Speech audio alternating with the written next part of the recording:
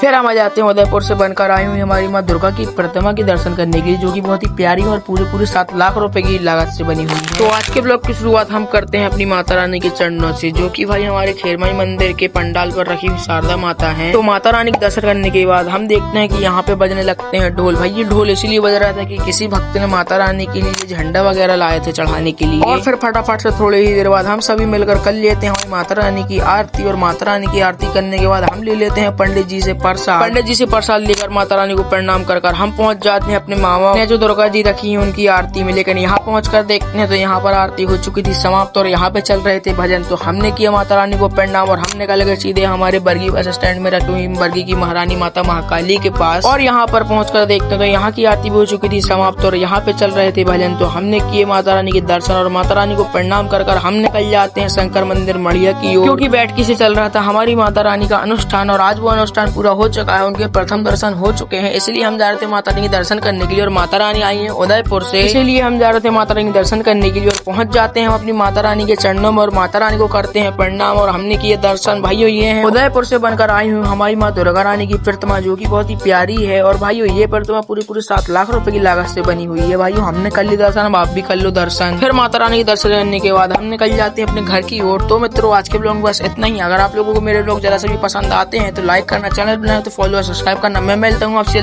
Next blog में, तब तक के लिए बाय।